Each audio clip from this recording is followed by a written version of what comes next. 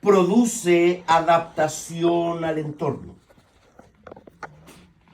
La persona que busca condicionarse aprende a funcionar dentro de las expectativas, del sistema que lo rodea.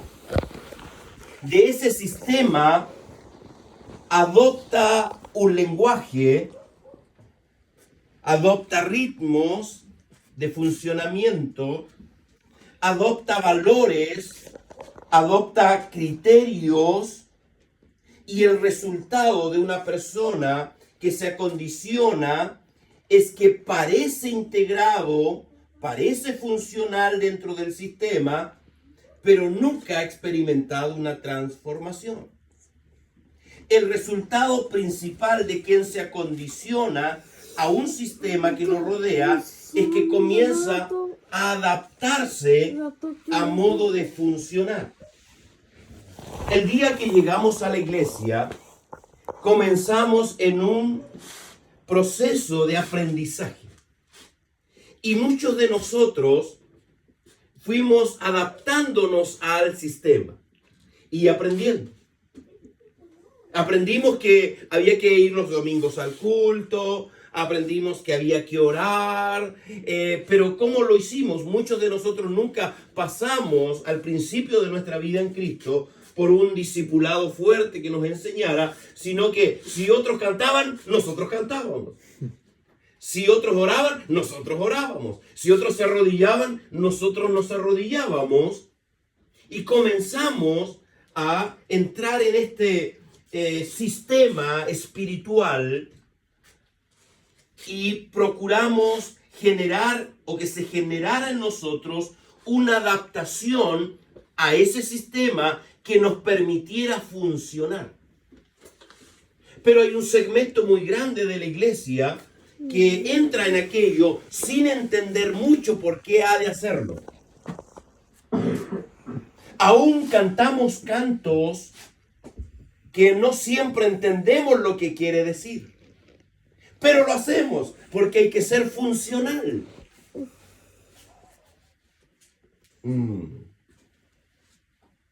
Entonces, el resultado principal de quien se acondiciona a un sistema que lo rodea es la adaptación funcional. Y la adaptación funcional le permite sobrevivir, no vivir.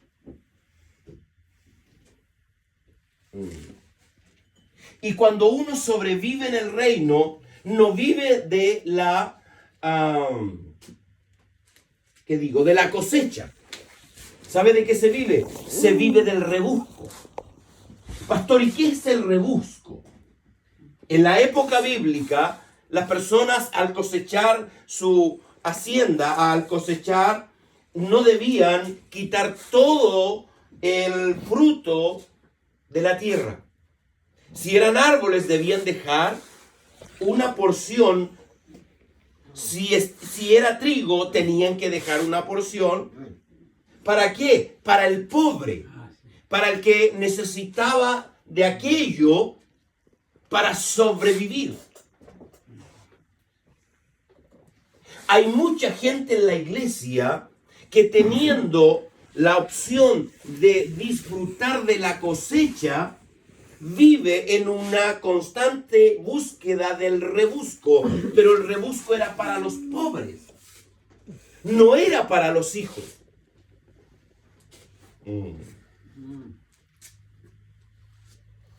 Los hijos disfrutaban de la cosecha. Entonces, cuando uno entra al evangelio, procura entrar en este proceso de acondicionamiento. Me tengo que acondicionar, entrar en una maqueta, entrar en una forma, entrar dentro de unos márgenes, me guste o no me guste, porque así son los evangélicos. Y todo torcido tengo que entrar en el molde, aunque no me guste.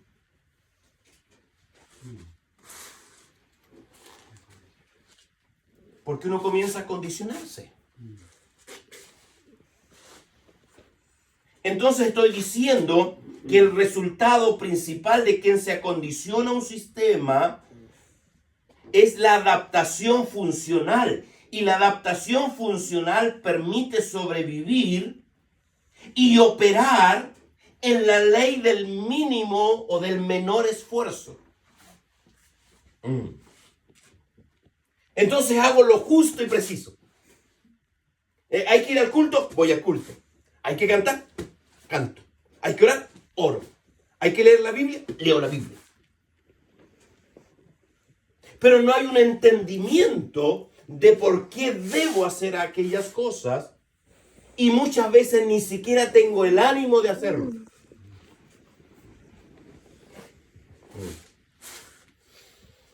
Entonces termino leyendo la Biblia porque los evangélicos leemos la Biblia, pero no porque la desee leer. Termino orando porque los evangélicos oran, pero no porque desee hacerlo.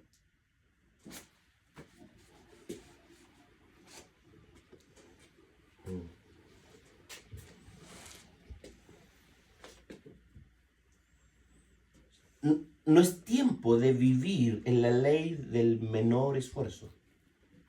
O sea, lo justo y preciso, no.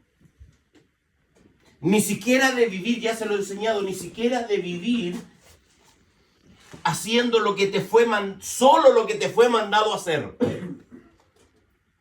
Porque cuando te dedicas a servir al Señor haciendo exclusivamente lo que Él te mandó a hacer, entras en la categoría de siervo inútil.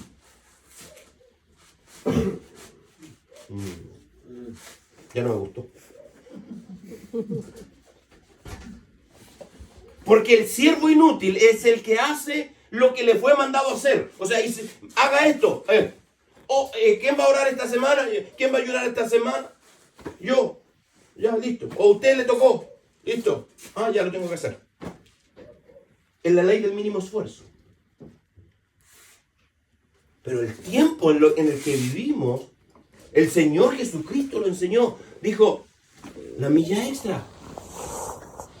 Si alguien te pide que le ayudes a llevar algo, una milla, pues bien, lleva tú 2 millas.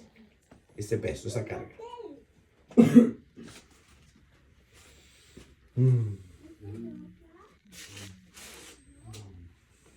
Entonces, hermanos, hay un sinnúmero de personas dentro de nuestras congregaciones, de la iglesia evangélica, que se ha condicionado a un sistema.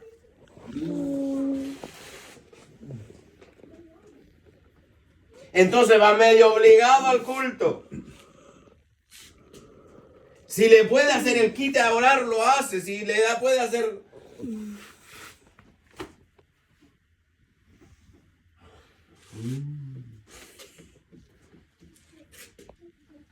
Ahora, el acondicionamiento también tiene algunos efectos positivos. Hay algunos beneficios. Por ejemplo, el acondicionarme trae como resultado una supervivencia inmediata, es decir, minimiza los conflictos directos con las reglas y las dinámicas del entorno. Pastor, no lo entiendo. Perfecto. Quien se acondiciona comienza a vivir sin problema. Porque la regla dice que hay que ir el domingo al culto. Voy al culto, se acabó el problema.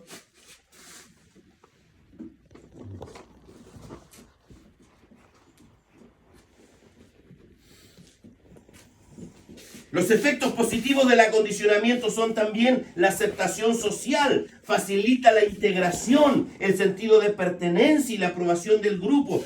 Es que es el hermano porque está viniendo al culto. Qué bueno verte, hermana, Dios te bendiga, Dios te bendiga. ¿Por qué, hermana? Porque vino al culto.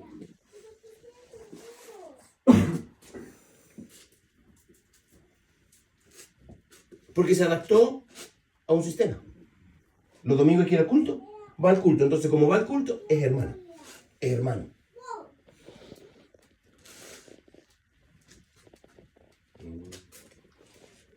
Porque el acondicionarnos genera como efecto positivo que hay una aceptación social, la gente te acepta.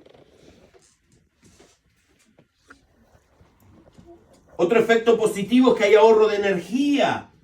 porque automatiza nuestras conductas requeridas por el sistema, reduciendo la fatiga mental. ¿Qué estoy queriendo decir? Es que yo sé que los domingos tengo que ir al culto, voy al culto. No tengo que estar pensando, ¿qué vamos a hacer este domingo? ¿Para dónde vamos a ir a pasear?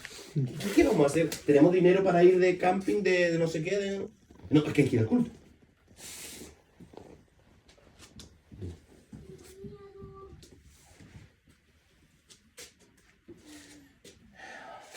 Pero tiene efectos negativos el acondicionamiento. Primero,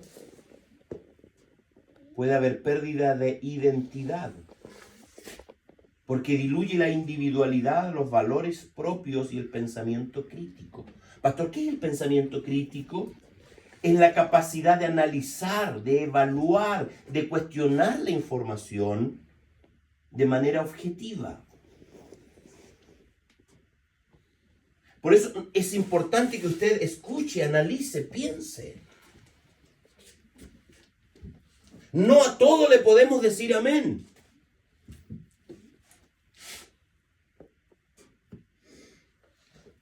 Yo no tengo problema de que usted juzgue la palabra que yo le enseño. No tengo problema. Dios autoriza que en el caso de las profecías se juzgue la profecía, no al profeta. No juzgue a las personas. Juzgue el mensaje. ¿Será o no será?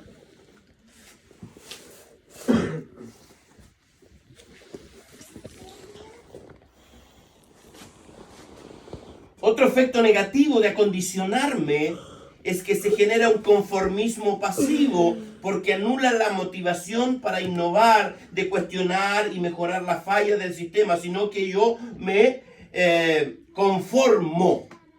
Por eso el apóstol Pablo dice, no os conforméis a este siglo. Otro efecto negativo es que acepto injusticias, se aceptan limitaciones del entorno bajo la creencia de que no se pueden cambiar. Otro efecto negativo es el estancamiento en la persona porque limita el crecimiento personal al no salir de la zona de confort.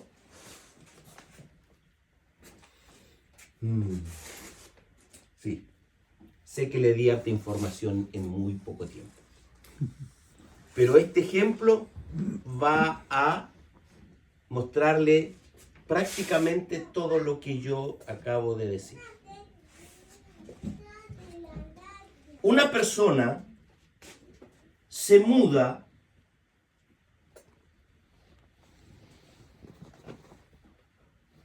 a un edificio de departamentos con las clásicas reglas de convivencia muy estrictas de lo que es la convivencia en un edificio de departamentos. El punto es que esta persona ha vivido toda la vida en una casa independiente, con un terreno muy grande y sin vecinos a su alrededor. En sus primeras semanas, la persona ríe fuerte con las visitas que llegan a su departamento. Escucha música con alto volumen hasta muy tarde de la noche. Un día se le ocurrió lavar la terraza con una manguera y agua sin fijarse y considerar que comenzaría a gotear hacia el piso de abajo.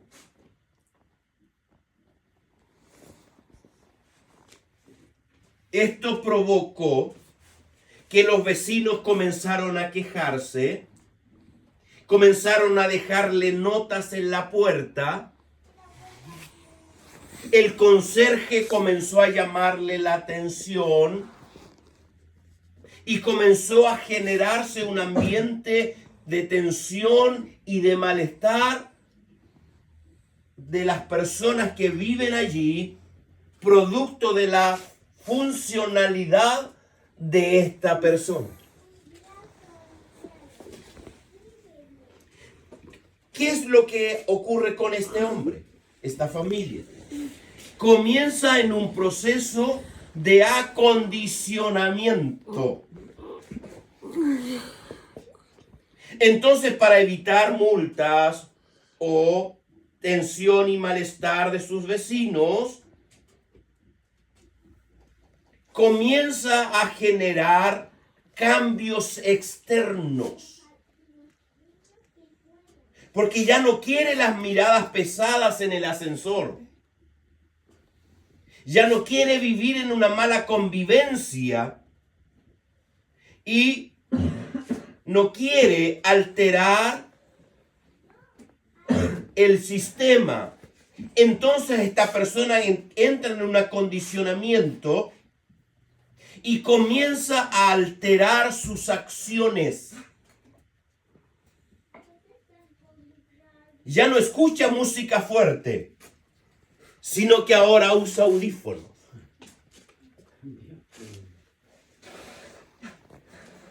Ahora ya no programa reuniones de amigos hasta alta hora de la noche en su departamento, sino que las hace en un lugar público.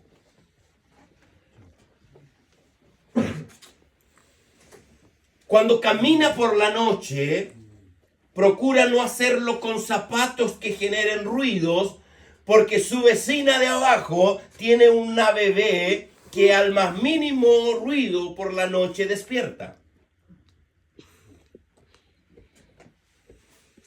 Y comienza a memorizar los horarios permitidos para usar las áreas comunes. ¿Cuál es el resultado de todo esto? Que comienza a automatizar conductas y comienza a vivir, primero a operar con el menor esfuerzo y comienza a replegar los deseos de su alma. Porque si escucha música, es porque desea hacerlo. Entonces, si se reúne con sus amigos, es porque desea hacerlo. Entonces, ¿qué se generó? Se generó un cambio externo. Se acondicionó. Pero dentro de sí, él sigue soñando con escuchar música fuerte, sigue soñando con reunirse con sus amigos en casa, en su departamento, y sigue deseando todo lo que deseaba y vivía en la casa donde no tenía vecinos.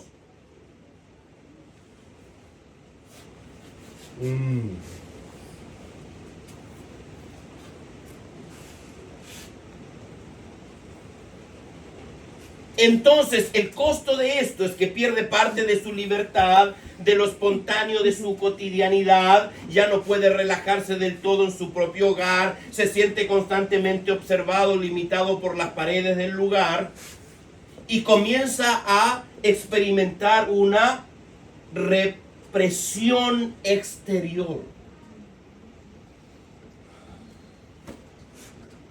Y eso lo lleva a una autorrepresión. Él mismo se autoimpone que deben cambiar sus conductas, aunque él desee hacerlas. La autorreprensión es la acción de contener, de ocultar o de silenciar de forma voluntaria o inconsciente los propios deseos, los impulsos, los pensamientos y las emociones.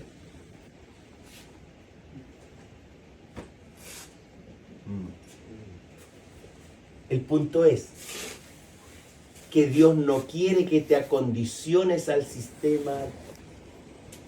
Dios no quiere que nos acondicionemos al reino.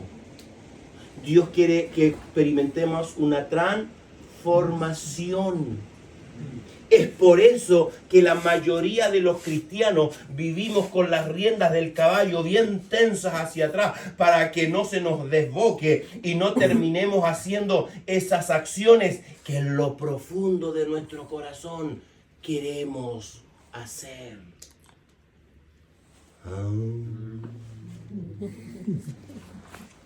Eso es otra cosa. Entonces llega un momento en que se descuida o lisa y llanamente quiere hacerlo, y vuelvo a la misma figura, suelta las riendas del caballo y el caballo se le desboca.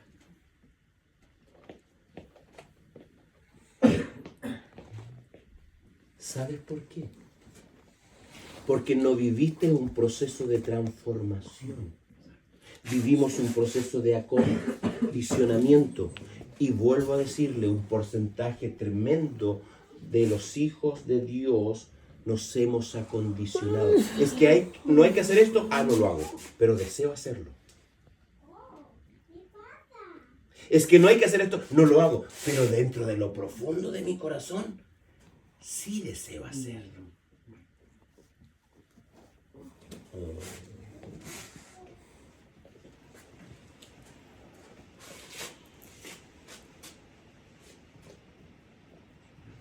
Entonces, mientras no vivamos los procesos que generen una transformación ¿de qué? De nuestra naturaleza.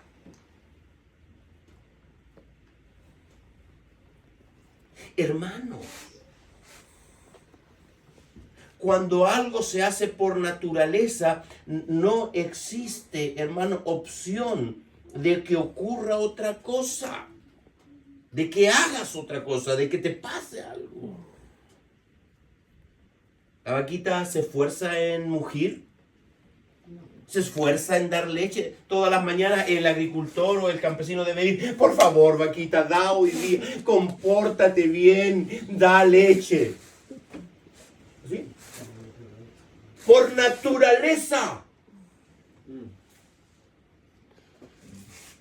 Entonces, ¿cuál es el punto?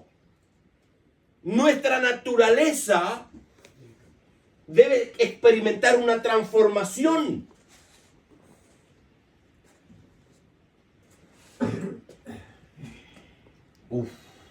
Y eso ya es tema. ¿Qué es lo que hemos hecho? Nos hemos acondicionado. Entonces, voy a usar un término muy chileno, muy chileno. Pasamos piola. Desapercibido. Entonces, hermana, ¿cómo está? Dios le bendiga. Dios. ¿Por qué? Porque hace acciones. ¿Qué cosa? Va al culto, pero en algún momento no quiere ir al culto, pues. Respeta al marido, pero a veces no lo quiere respetar. No sé si me explico, hermano. Si el punto cuál es, que tiene que llegar un momento donde nosotros no deseemos el mal. Ahora, ¿a cuántos la vara se nos está colocando alto? Entonces uno vive con, Señor, guárdame, protégeme, y pisando el freno que es el dominio propio, porque si no se me arrancan las emociones, se me arranca la carnalidad, se me arranca la naturaleza.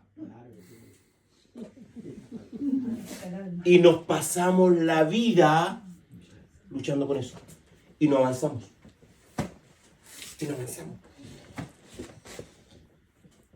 Entonces el reino se vuelve poco funcional, no te funciona.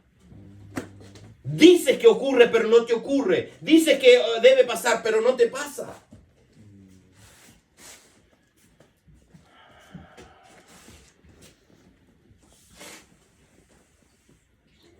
Entonces muchos hijos de Dios se acondicionan al reino, pero en esencia seguimos deseando las cosas del mundo.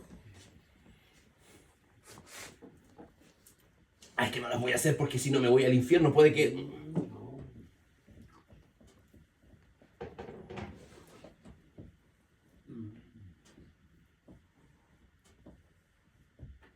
Entonces no es un acondicionamiento al que usted debe... No es, su meta no es el acondicionamiento. Que aprendí. Bueno, yo sé que hay varones aquí casados que no dicen eso, pero dice, aprendí a llevar la fiesta en paz. ¿Se entiende? ¿Se entiende? Entonces, aprendió a llevar... y no la contradice. Le aprendió a llevar el ritmo a su cónyuge. ¿Para qué? Porque se tuvo que acondicionar. Pero si no estuviera Cristo de por medio, hermano. Si no estuviera Cristo de por medio. Pero como los evangélicos tenemos que ser pacientes. Se condiciona y lleva el ritmo.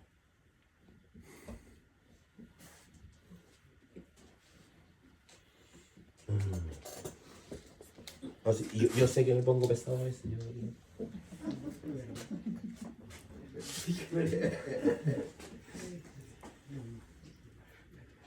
¿Sabe que mientras yo me mostraba esto, hermano? Porque yo iba directo al tema de elementos espirituales que ayudan a la transformación del carácter. Yo iba allá. Cuando Dios me muestra esto, yo enseño. El primero yo. El primero yo, hermano. ¿Y sabe lo que me di cuenta? Que lejos estoy de una transformación. ¿Sabe en qué estoy? En el acondicionamiento. Me acondicioné.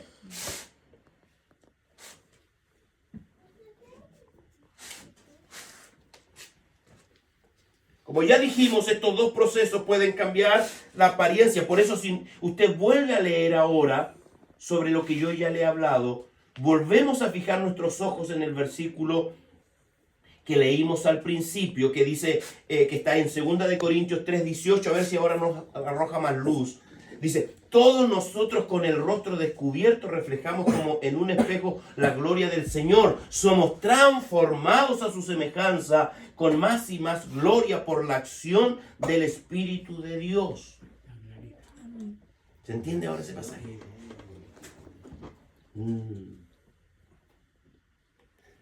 Vamos a ver entonces la transformación. ¿Cuántos dicen, pastor, yo estoy transformado? La transformación produce algo completamente diferente al acondicionamiento. La transformación no es una adaptación al entorno, sino es un cambio en la naturaleza del ser. Voy a repetir eso. La transformación no es una adaptación al entorno, sino que es un cambio en la naturaleza del ser. Es desde adentro hacia afuera.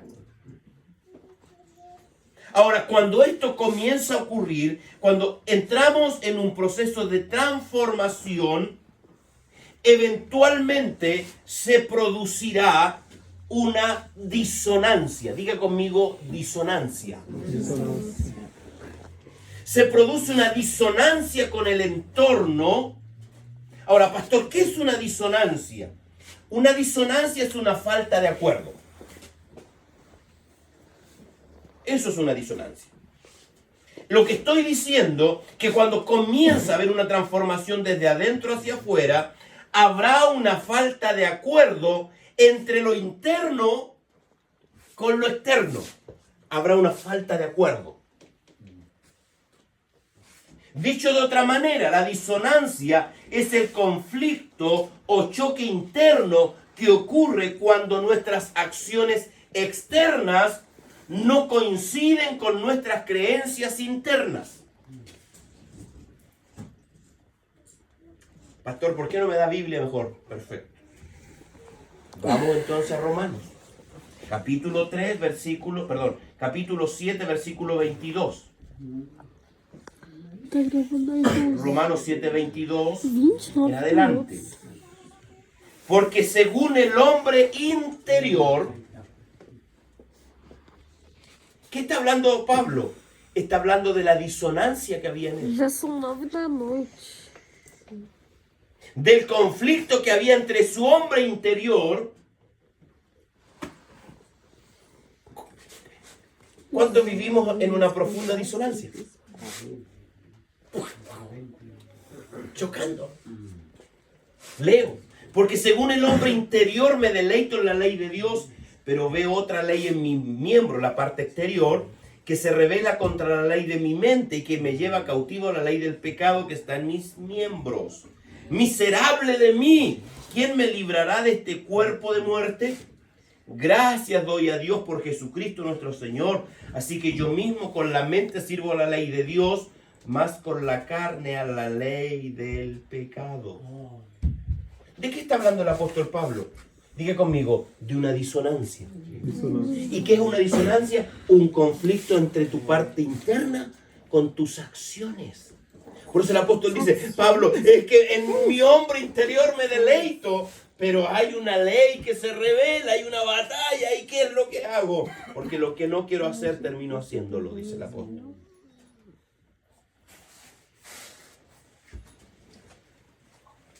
¿A cuánto nos pasa eso? Es una pregunta retórica, no tiene para qué responder.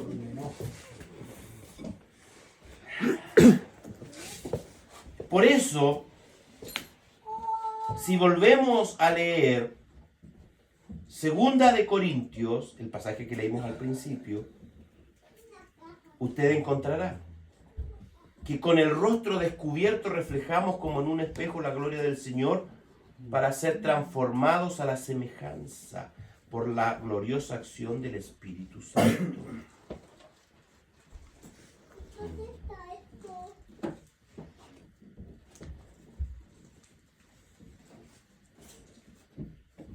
Por eso dice, pero nosotros con el rostro descubierto.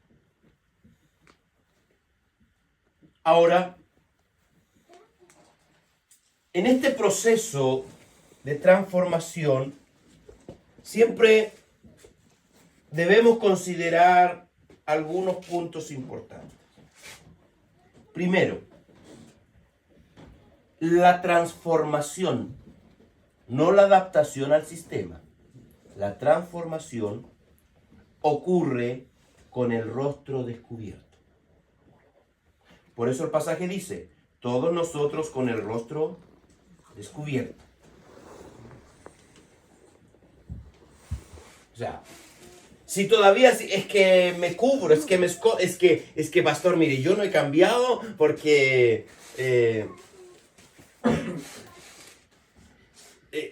a veces el esposo dice, es que yo no cambio porque ella no ha cambiado.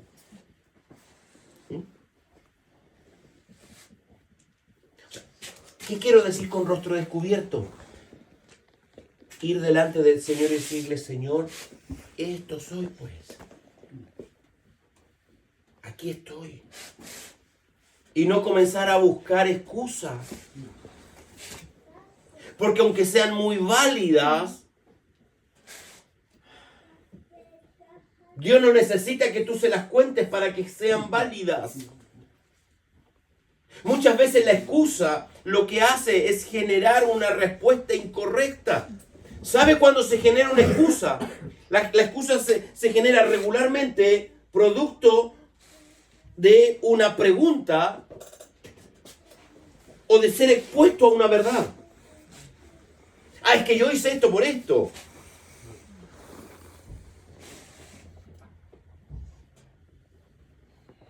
Queremos ser transformados. Porque puedo enseñarle la próxima semana elementos espirituales que ayudan a la transformación del carácter. Pero si usted no está dispuesto, si usted no dice, permiso, Señor, aquí estoy a cara descubierta. O sea, recuerde que Moisés tuvo que cubrirse el rostro para que el pueblo, ¿cierto? Cuando bajó de los 40 días de ayuno. Pero esto es al revés. Hay que quitarse el velo. Y primero, aceptar que la verdad que los procesos de transformación han estado lejos de nosotros. Y lo que han ocurrido han sido procesos a través de los cuales nos hemos acondicionado.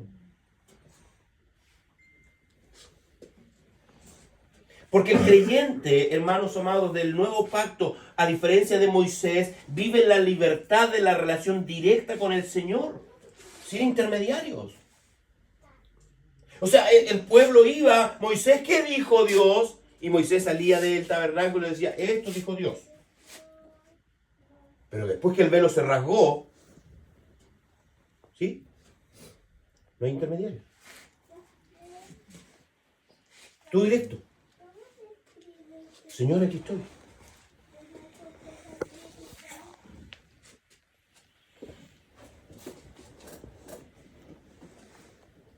tú dices, es que me descubro delante del Espíritu Santo yo solo, no busco que alguien venga y me descubra o que alguien diga, no sé, yo mismo, Señor, me quito la cubierta. Mire, ¿ha considerado usted cuándo comenzó la verdadera bendición de Dios sobre Abraham? Comenzó el día que Lot y él se separaron.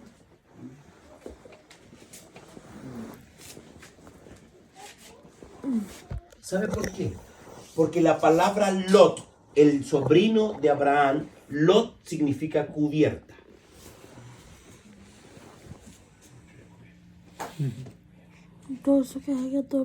Entonces la gente dice, al igual que Abraham, pero si yo salí de la tierra de Ur de los Caldeos, salí del mundo y voy camino a Canaán, voy en el propósito de Dios. Abraham también tenía propósito, tenía promesas, salió de Ur de los Caldeos. Pero cómo no obedeció en su totalidad, porque le dijo, sal de tu tierra y de tu parentela y de la casa de tu padre. Y él salió con un pariente llamado Lot, su sobrino.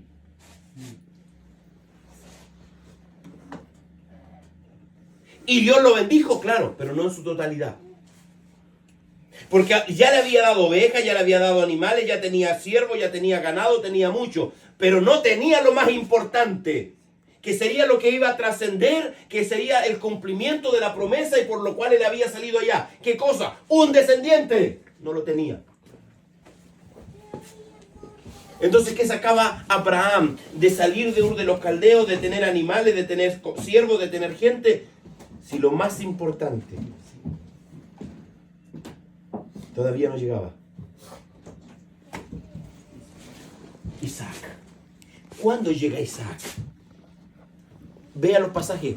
Después que él y Lot se separan. Ahí Dios lo llama y le dice, tu hijo. ¿Sí?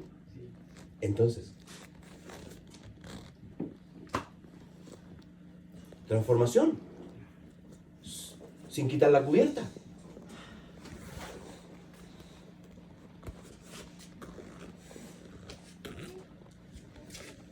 Sin quitar la cubierta incorrecta. Porque recuerde que Adán se cubrió con Eva, ¿no? Hicieron delantales. Se taparon con hojas. Pero era la correcta. No. Dios después tiene que cubrirlos con pieles de animales.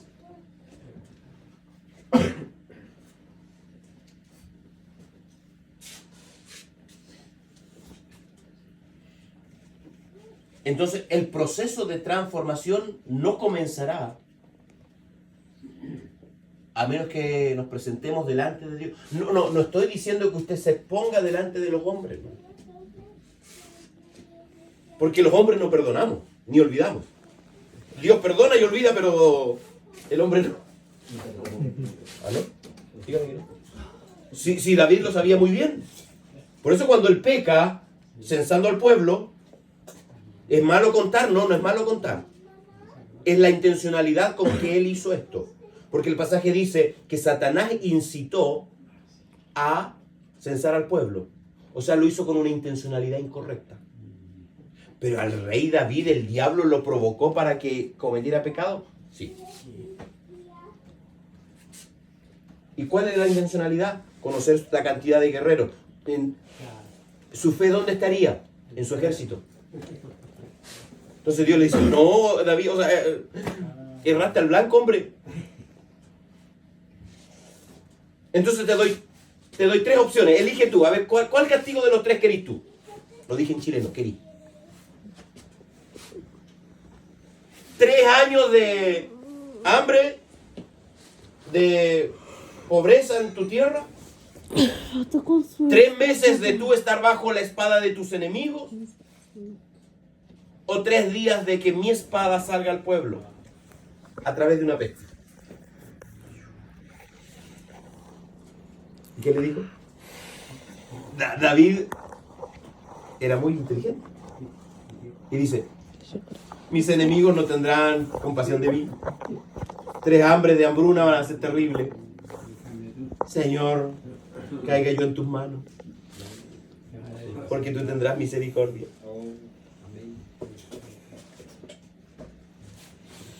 Claro, murieron 70.000 hombres. 70.000 por plaga.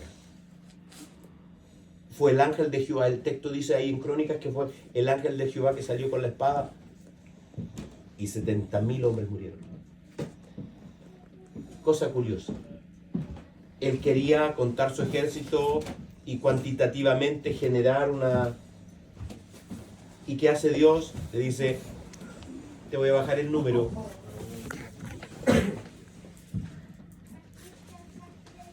Segundo punto en lo que es la transformación de nuestro carácter. O sea, sin cara descubierta ni lo comienza. Segundo, esta transformación tiene una dirección. O sea, va hacia un punto. Y eso es la semejanza de Cristo. Aquí no es que, es que yo me quiero parecer a David. Es que yo me quiero parecer a José. Es que yo quiero ser como Elías. ¿Sabe por qué? Porque todos ellos fallaron. Si no hubiesen fallado, Cristo no viene a hacer la obra. Entonces la dirección de esta transformación es hacia la semejanza de Cristo. No es hacia la perfección cultural, no es hacia la aceptación del entorno, sino es hacia la imagen de Cristo. El pasaje lo dice.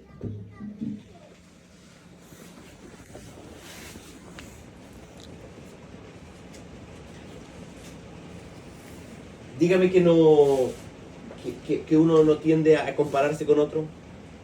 Dice, estoy bien yo porque él, míralo a él. Pero cuando tú y yo nos comparamos con Cristo,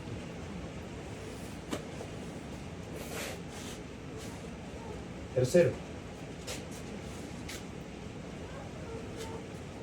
el agente de la transformación, quien actúa ahí, es el Espíritu Santo.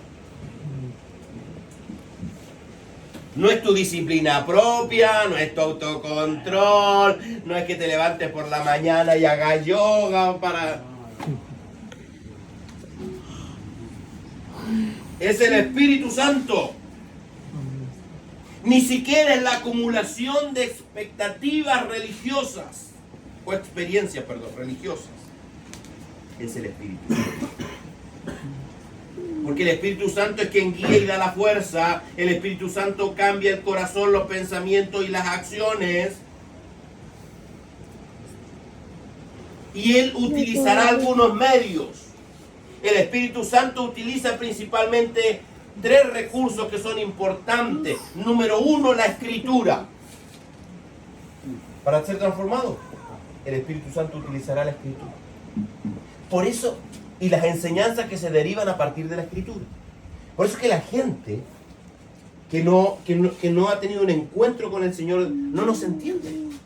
Dice, oye, yo no entiendo a los evangélicos cómo todos los domingos tienen que ir a pegarse en el pecho. ¿Has escuchado? Sí, he escuchado. ¿Cómo no se cansan tan fanáticos todos los domingos? No nos vamos a pegar en el pecho, hermano. O sea, qué ignorancia más grande. ¿A qué vamos? Vamos a oír la palabra, vamos a encontrarnos con el Espíritu Santo, vamos a encontrarnos con el Señor, porque estamos en un proceso que requiere de una comunión.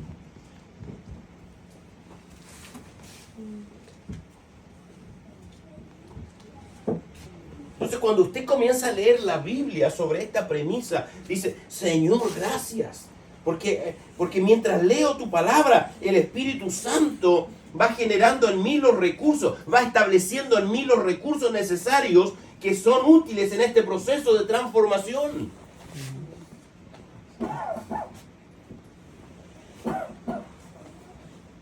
Hermanos, mientras leamos la Biblia como un libro informativo, te informa, te cuenta quién es Dios, es que no hemos entendido. Cuando tú comienzas a leer la Biblia como un punto de encuentro con tu Dios, es que voy a leer la Biblia para informarme de qué hace Dios. Pero cuando tú lees la Escritura, sabiendo que es tu punto de conexión con Él, porque es su palabra. Amén. Amén.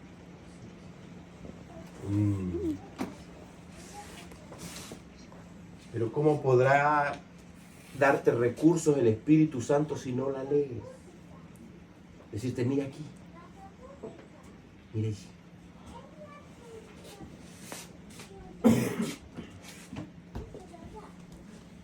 Y Él está dispuesto a llevarnos a una comprensión de la Escritura, porque la Escritura lo que hace es abrir la mente para entender. Nos va a mostrar los errores de aquellos hombres de la Biblia. La Escritura no busca ocultar las miserias de los personajes de la Biblia. Están allí para que nosotros aprendamos de ellos.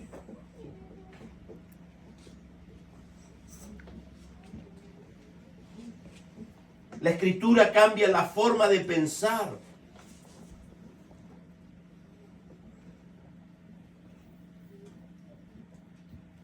¿Qué otro elemento utilizará el Espíritu Santo en este proceso de transformación? Uno, la Escritura, la Biblia, la enseñanza. Todo lo que se deriva a partir de la Escritura. Número 2, la oración. Si usted sigue orando, porque los evangélicos oran, hermano. Si han pasado 20 años y usted sigue teniendo el mismo nivel, la misma línea de oración, hermano, cuidado.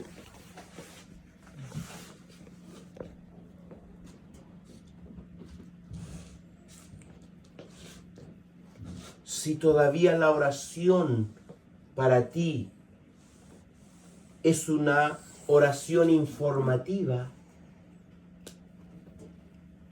es que estás cerrando el blanco.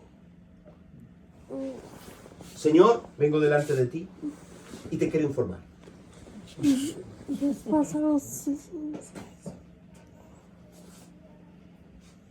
Todavía la oración informativa. Señor, mira aquí, mira allá, mira a mi hijo, mira a mí, mira, Señor. Y Jesús nos dijo ahí en Mateo, vuestro Padre sabe de qué cosas tenéis necesidad antes que vosotros le pidáis. ¿Y por qué el 99,9% de las oraciones de la iglesia son oraciones informativas? Le informo, le cuento lo que necesito, le cuento lo que estoy padeciendo, le cuento lo que... Si Él lo sabe.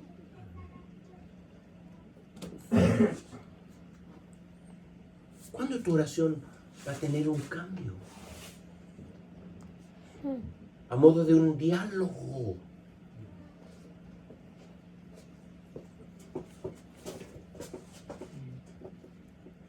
No. Todavía pasa media hora informándole. O sea, eso está bien para el primer tiempo, hermano. Por eso vamos a enseñar de la oración, ¿sí? Principios de oración. ¿No? Hoy día tu oración tiene que ser una conversación, Señor. Aquí estoy. Está chovendo todo. Señor, he considerado que hay áreas de mi vida que necesitan de transformación, Señor. Pero no abrir la lista cuál supermercado. ¿Qué te falta para el carro? Azúcar, ok. Me falta azúcar. Hermano, eso es de niños espirituales.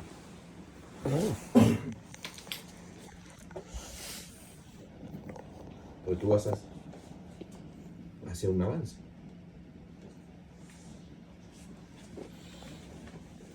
La oración. Cuando entiendo que la oración es un punto de conexión con el eterno Dios, Que puedo arrodillarme, que puedo sentarme, que puedo tirarme en mi cama, que puedo tirarme, postrarme delante del Señor, que puedo ir conduciendo, que puedo ir estar en la ducha, duchándome. Eso cambia.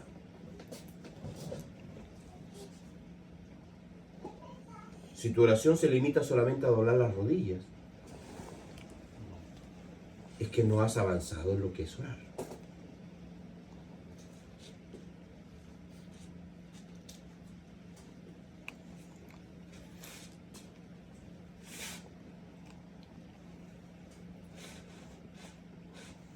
¿Sabe cuánta gente tiene conflictos por oraciones no respondidas? Pobre de mí, miserable. Dios no me ha respondido. ¿Sabe cuánta gente ha salido de las iglesias? De esa bendita puerta giratoria que tienen las iglesias. Defraudada de la oración porque Dios no le respondió.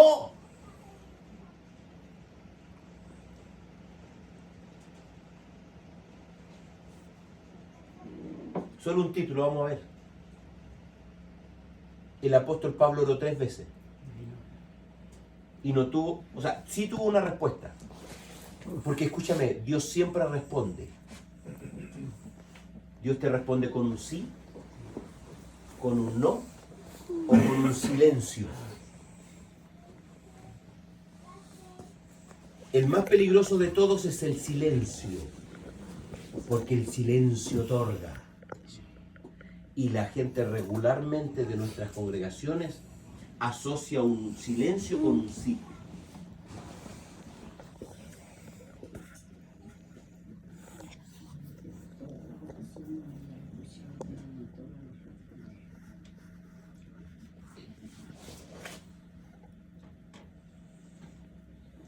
Cuando usted le ore al Señor algo y Dios guarde silencio, no lo tome como un sí. Lo más probable es que sea un no. O sea un espera. Espérame. ¿Qué hace la gente? Ora, vuelve a orar, vuelve a orar. Dios no le respondió y comienza a hacer conforme a lo que consideran que deben hacer y no se dan cuenta que entran en un estado de rebeldía. Porque de ahí en adelante, como Dios no le respondió, comenzaron a hacer las cosas a los Frank Sinatra. A my way, a mi manera.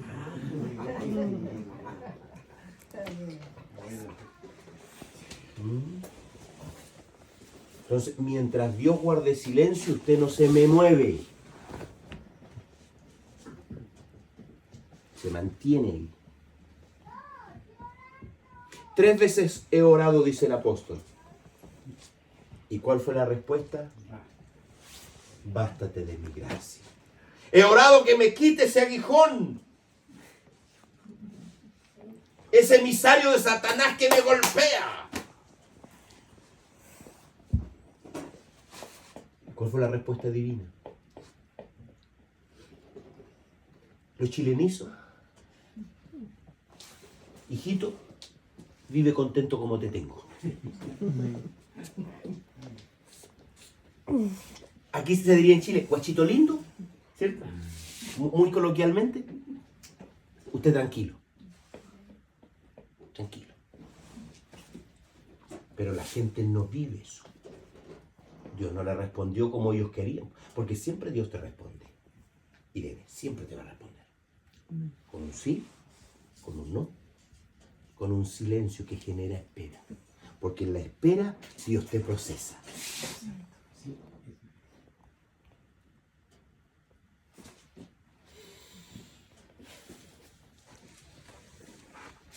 Otro elemento que el Espíritu Santo utilizará es la funcionalidad al ser parte del cuerpo de Cristo, la iglesia. Yo le digo hoy día a la gente, a los hermanos que van llegando en Pitrusquén, Le digo, usted decide si yo soy el pastor de la iglesia o soy su pastor.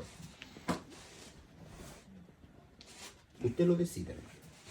Usted quiere entrar a esta iglesia, perfecto. Le digo muchas cosas. Pero usted decide si yo soy el pastor de la iglesia o soy su pastor. ¿Qué cosa va a hacer que yo sea su pastor? Que usted se incorpore al cuerpo de Cristo. Y que no tome esta casa como un centro, una estación de servicio. O sea, perdone, yo ya tengo 51 años y más de la mitad de mi vida he hecho esto. Entonces ya aprendí un poco. Entonces ya no me impresiona el número, sino gente funcional. Entonces, si usted llegó a esta casa, usted tiene que incorporarse al funcionamiento de esta casa. Ser parte del cuerpo de Cristo y tiene que servir. Porque a eso nos llamó Dios, a servir. La Biblia dice, ténganos los hombres, lo dice el apóstol Pablo, por servidores de Cristo, le digo a la gente. Y aquí el primero que sirve soy yo. Así que yo no espero otra cosa de usted. Entonces, ¿cómo te trata el Espíritu Santo en este proceso de transformación? También a través del funcionamiento de la iglesia, del cuerpo de Cristo. Porque ahí vas a tener que aprender a trabajar en equipo. Vas a tener que aprender a callarte en el momento en que tienes que callarte. Vas a tener que saber servir cuando nadie más quiere hacerlo.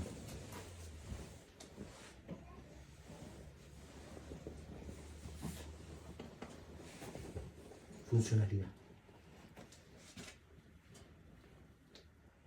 Y allí Dios te trata. Por eso es que usted verá que hay una población flotante en las iglesias.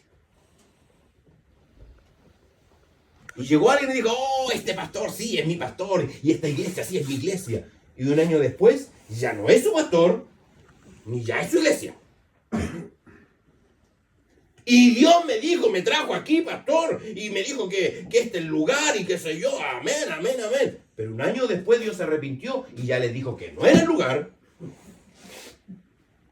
Parece que Dios no vio las pifias ni del pastor, los errores, las equivocaciones, ni las pifias de la iglesia. Un año atrás no los vio. Un año después Dios se dio cuenta y le dice, no, es que yo casi me equivoqué, así que ahora esta no es tu iglesia, ándate a otra. Y hay una población flotante dentro de las iglesias.